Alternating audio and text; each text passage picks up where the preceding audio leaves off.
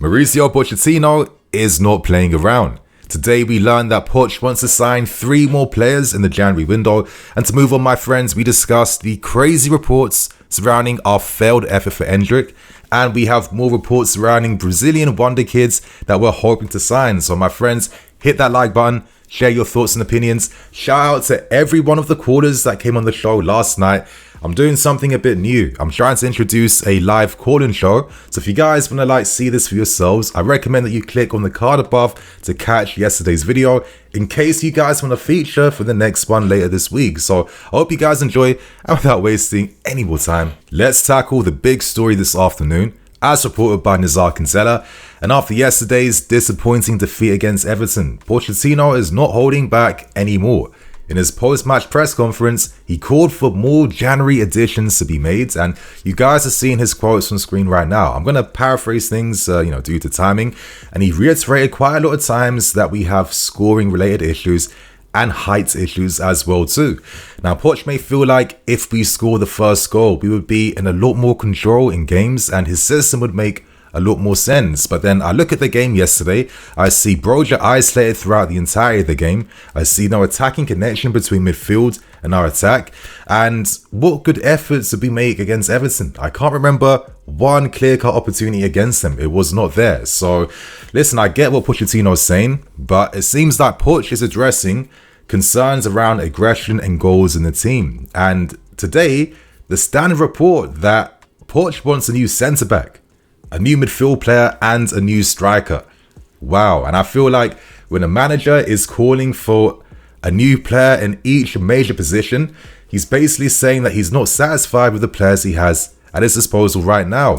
Now, reports feel like height is the major thing that must be addressed in the team. And, I guess outside of our defense is full of giants. I think we all know this is why Poch is using 4 classic defenders most of the time. And actually, statistically, they are winning the most aerial duels in the whole Premier League right now. But he may feel like in midfield, and especially up front, do we have the height? Do we have the power? Do we have the aggression? It seems like Poch wants a more, powerful team in his image. And I guess if you look at our midfield, Enzo's 5'11", Caicedo's 5'10", Lavia's 5'11". They're not small guys, but they're not giants at the same time. I mean, we seem to compete pretty well against your cities and your big teams. And if you look at a team like Brighton too, for example, they had your McAllisters, your Caicedos, your Grosses, etc., etc. All these guys under 6 foot. And they were dominating quite a lot of midfield battles. So listen, I don't have the knowledge Pochettino has, but I'm curious as to how much of a difference height and aggression would really make to really save our season. I think his demands bring up interesting questions around him working with this young squad, because obviously he has pressure to succeed, but does he feel like he can't succeed with all the inexperience right now? I mean, we got Lavia, who's not even played yet. Hugo Djukwu looked okay in games. He has the height.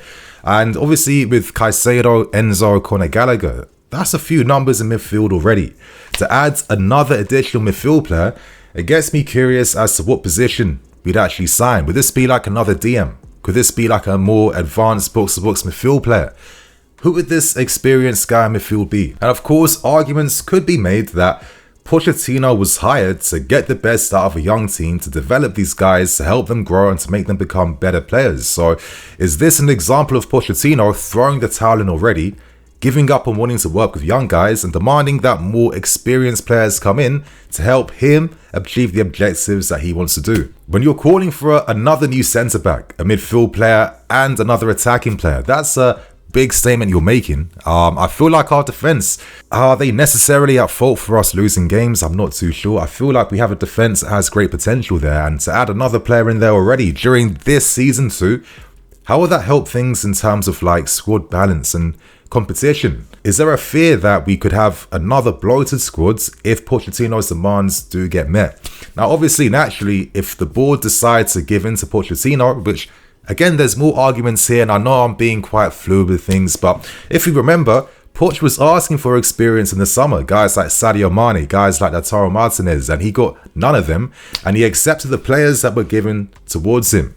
So maybe he feels every right to be a bit frustrated that he can't do the best of his managerial abilities because he doesn't have the right players that he needs to be successful. Reports today state that the owners are still looking to back Pochettino, and I guess, listen, if you're Winstonley, if you're Lawrence Stewart, if you sack Pochettino, this sacking would be a reflection on your decision making.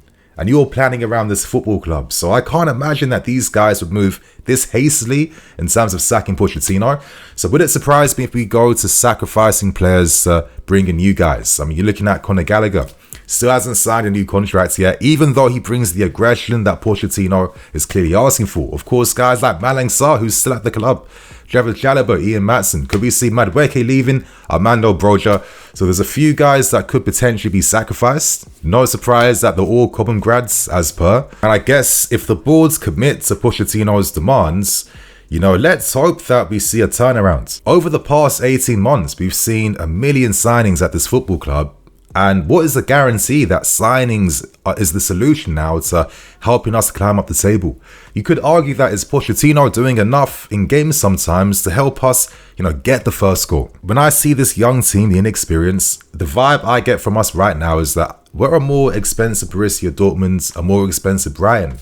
And because we're a more expensive version of these types of clubs, do we not embrace the youthful inexperience that comes with investing all your money in guys under 23 years old? I mean, for example, the games we win come at the expense of conceding. I just feel like we can't expect this young team to be like brilliant defensively, securing clean sheets, at the same time scoring goals up front. I think it's too much expectation. And maybe if we cater towards their youthful inexperience, would that get more out of this young team at this point in time? Because regardless of the inexperience, we should not be like under 10th place right now. We should at least be top 8 bare minimum. I think that's fair to expect that. So my friends, I'm going to ask you guys this. He wants 3 players. Name your 3 players in the comments right now that you think Pochettino should sign if he's turning towards experience at centre-back, midfield and attack. Now my friends, let's break down one of the crazy stories that broke over the past 24 hours. It involves our failed efforts to sign Endrick, and could this potentially be one of the biggest what-ifs in recent times with our club?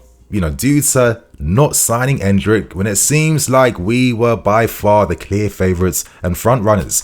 Now, this report first came from The Guardian, and Endrick's dad was interviewed. And in this interview, we learned that personal terms had been agreed upon with Endrick.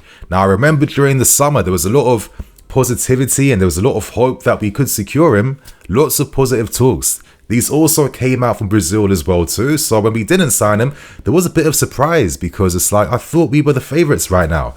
We learned that we were the ones to pull out of the deal to sign Endrick.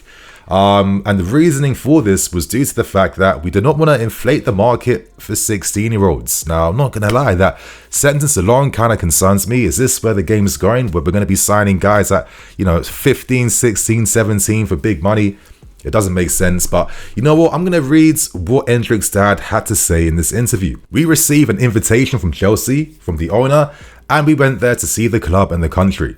We saw Chelsea play against Arsenal, and we had the opportunity to see the coach, the facilities, Jorginho, Azpilicueta, Thiago Silva.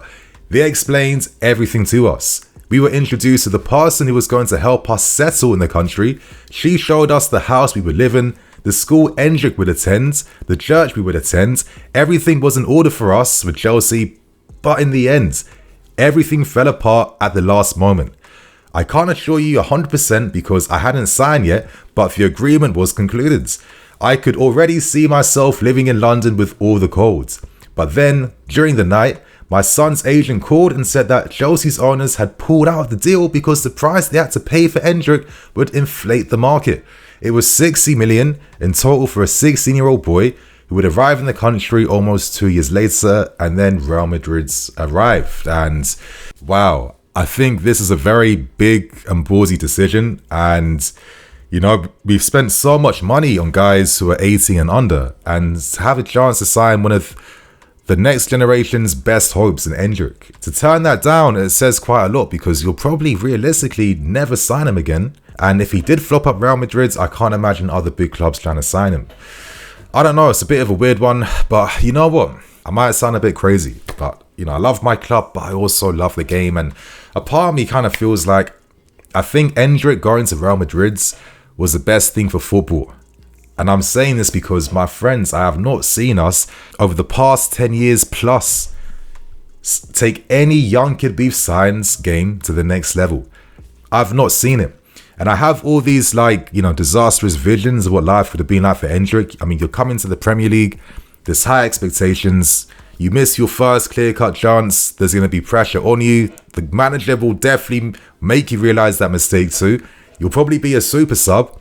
You won't even play up front. You'll play on the left wing or the right wing. Just the typical stuff we do that doesn't really get the best out of the young potential that we love to constantly invest in. I feel like going to Real Madrid alongside Vinicius, alongside Rodrigo, with that midfield, with that defense, I think for his future and for the game, I think that is probably a better match compared to us. Sometimes I feel too like, is the nature of Premier League football conducive towards like helping young players like this who have skill and flair, right? Because there's so much demands to run, so much intensity, and a lot of times you see managers making decisions to pick maybe more roadrunner style players over the technicians due to the demands and intensity levels of this league. So I feel like going to Madrid, La Liga, beautiful football, beautiful rhythm, beautiful players around you, beautiful weather. Listen, I think we definitely messed up. But I'm happy that he's gone to Madrid and he'll probably fulfill his potential and he'll be the guy that will be, you know, kicking us in the ass in the future, I feel like. So that is the Endrick reports out the way. You guys in the comments, did we make a mistake or was this the best decision we made? Let us know below. And while we're here discussing Palmeiras talents, of course, we aren't done discussing the rest of what Palmeiras has to offer. Now, if you guys are unaware, in Brazil, they label Palmeiras' young generation as the 1 billion generation. Now, when you convert Brazilian dollars to pounds, that's around 160 million. And essentially, this generation is labeled the 1 billion generation because Palmeiras feel like when they sell these 5 players, they could earn more than 160 million for their sales. We know that Endrick is one of them. And for the other 2 players we're looking at, we already know Estevao Willian is a player we like. But another name you might not have heard of is Guilherme. Now, there's 2 other guys that you should probably like pay attention to from Palmeiras. Their names are Thalys, who's a midfield player, and the other one is called Felipe Jack, who's a defender. And they feel like these 5 players from their golden generation is going to literally make them stupid money, and it seems like they're on course to earn that because reports today suggest that we are looking to do a double deal to sign both Guilherme and Estevao Willian. And a story that I was unaware of was that during the summer we had a bid turned down for Guilherme. Now, we had a 25 million offer turned down, and at the time Palmeiras wanted 35 million as a fixed fee with a further 25 million in bonuses. So let's see how this one potentially plays out. But it's no surprise that we are really scouring the Brazilian market. I think it's very interesting. Is it a bit too much at times? You know, we're still fighting Paris Saint-Germain to sign Moscato from Corinthians. It seems like Brazil will be producing the next great players. And it's kind of reminding me of how we signed the best of what Belgium had to offer all those years back with Lukaku, Hazard, De Bruyne, Courtois, etc., etc. It was incredible transfer foresight, and it's a shame that we didn't take full advantage of what Belgium had to offer. But I'm starting to get a similar vibe that this is our current strategy for Brazil, because I think right now they are producing some incredible talents and players who look physically ready, who have the technical capacity. It feels like they're going back to producing players that have the skill and rhythm now, not just these like running physical merchants. They're going back to what Brazil's known for. Now, he's only 17. He has played like 26 games, but don't be fooled by the games. He's got 566 minutes. Most games have been sub appearances. It makes sense because Palmeiras are the best team in Brazil. They've just won the Brazilian league. Again, they win things for fun, and no matter how good you are as a team, you must compete to get in to a very strong Palmeiras team. I mean, we played against them in the Club World Cup. We know how good this team is. So it's exciting to know that already they're introducing your Endricks, Estevaos and Guilhermes, 16-year-olds and 17-year-olds into their starting lineup. And the fact that these kids this young are that good to be playing and competing for spots tells you everything you need to know about the potential and talent coming out from that country.